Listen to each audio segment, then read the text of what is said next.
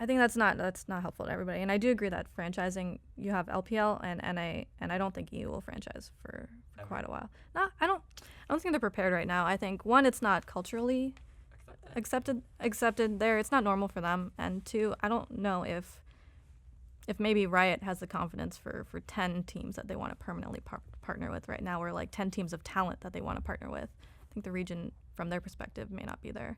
And NA has always had a lot more of investor interest, a lot more sponsorship interest, and the organizations themselves are a lot more economically focused. Okay, what about Europe and NA become one league, and it's a Western league, and then you host games in NA and EU.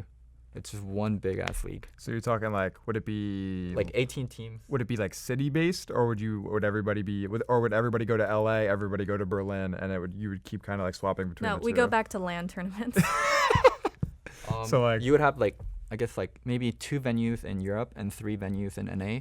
So I would probably think like East is going to be probably New York. Right. West, LA, pretty obvious. And then probably somewhere down the middle, maybe Texas, maybe Canada. Who knows? And then Europe would have like 2 big venues. I would think like Berlin is one of them. And where else would be good? Maybe Sweden. Oh, yeah. And then so there'd be like 18 or 20 teams. And then for like 4-week stretches, like you live in LA, and then the tournaments are held there from week 1 to 4. And then you go to New York for week 4 to 8. And then you go to Berlin for week like 8 to 12 or something. Mm-hmm. And then like finals is held in Sweden or something. So it's like a traveling league. Yeah. And I mean, it's... But across the Atlantic Ocean. Yeah. I'm sure the logistic of it would be like crazy, but it would unite EU and NA fan bases, and NA would benefit from having European players and not having an import limit. Do EU and NA fan bases want to unite?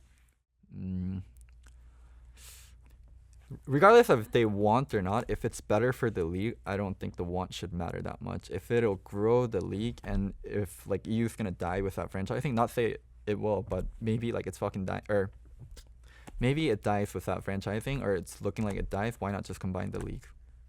It's just an idea. Yeah, I'm curious to see what happens with Europe. Obviously, like the first 6 months won't be too big of a deal, but like I think Europe will also get antsy a little bit to try and find some sort of change, or to like find something that works for them too.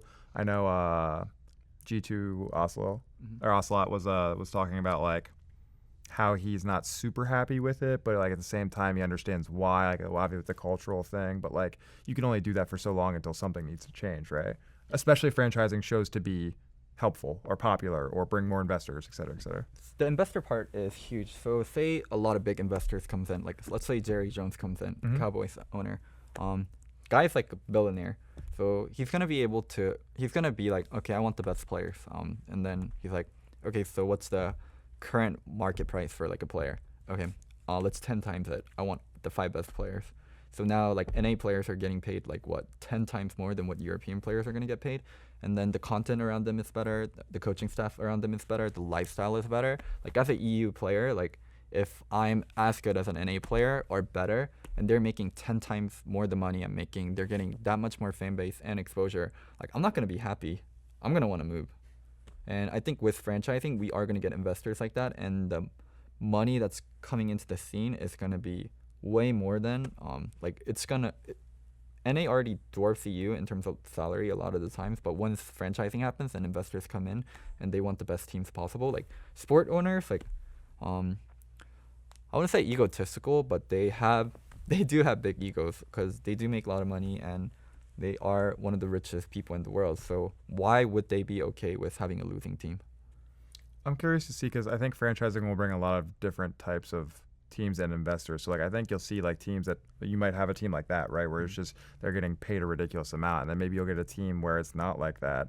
And I'm curious to see like where all the disparity is and like what different teams will decide to do. And then you have the academy teams. Do you use your academy teams to train up 5 very new people? Do you use your academy team to get 5 really good players, and then you start doing in-houses against each other, and you actually have 2 legitimately good teams that can constantly compete with each other?